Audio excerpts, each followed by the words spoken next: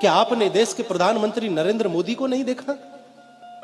कुछ भी कहिए साहब, आप मानो ना मानो, ये राजनीतिक विषय नहीं है, ये भाव का विषय है, ये भक्ति का विषय है, ये आस्था का विषय है, ये श्रद्धा का विषय है।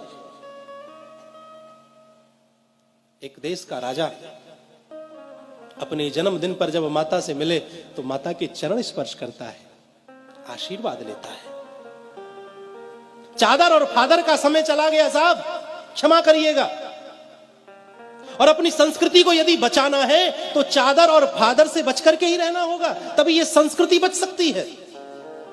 वो समय चला गया जब कहीं जाकर के चादर चढ़ाई जाती थी, कहीं जाकर के फादरों से मिला जाता था। अब समय वह आया कि जब अन्य किसी देश का राष्ट्रपति प्रधानमंत्री आता है तो हमारे देश का प्रधानमंत्री उसे ले जाकर के गंगा जी की आरती कराता है। महाराज, ये दृश्य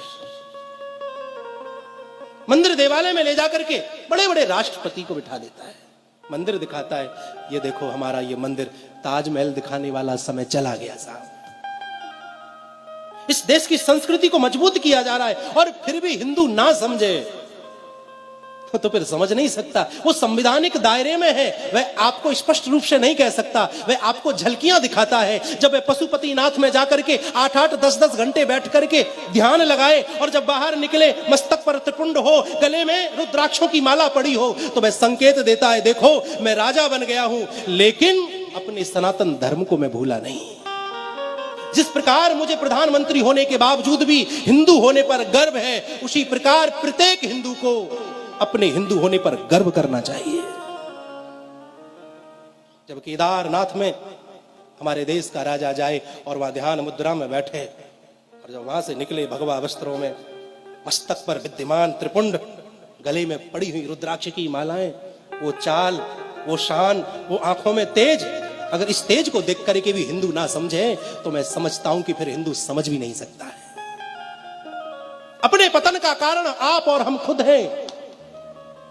हमने मस्तक पर चंदन छोड़ दिया, हमने चोटी रखानी छोड़ दी, हमने गले कांधे पर जनेऊ धारण करना छोड़ दिया, जिह्वा से हमारे मंत्र गायब हो गए।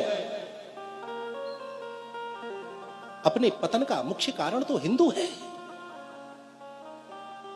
कितने आताताई हुए महाराज, बड़े बड़े राक्षस इस पृथ्वी पर जन्मे, वह सत्य सनातन धर्म को नष्ट नहीं कर सके। ये तो किस खेत की मूली है महाराज, मूली तो बहुत बड़ी होती है, ये तो हमारे लिए मामूली है।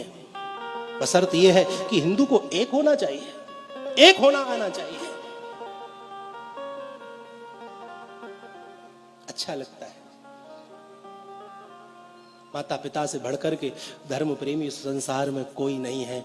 जो माता के चरणों में झुकना जानता है, सारा संसार फिर उसके चरणों में झुक जाता है। मातृ देवो भव, वेद की प्रथम सूक्ति है मातृ देवो भव। पितृ देवो भव, वेद की दूसरी सूक्ति है। मेरे भाई बहन, कितनी भी कावड़ ले आइए, कितने भी व्रत कर लीजिए, कितनी भी परिक्रमा कर लीजिए, लेकिन तुम्हारे घर में बैठे हुए तुम्हारे माता पिता, सास ससुर तुमसे प्रसन्न नहीं है, तुमसे खुश नहीं है, तो मंदिर में खड़ा हुआ जो मूर्ति है, जो एक पत्थर है, वो आपके लिए भगवान नहीं हो सकता। सिर्फ एक पत्थर से ज्यादा आपके लिए और कुछ हो नहीं सकता। जब घर में बैठे हुए माता पिता तुमसे प्रसन्न नहीं है तो मंदिर में खड़ा हुआ भगवान या बैठा हुआ भगवान तुमसे कदापि प्रसन्न नहीं हो सकता है। ये बात मैं आपको बड़ी जिम्मेदारी के साथ बोल रहा हूं।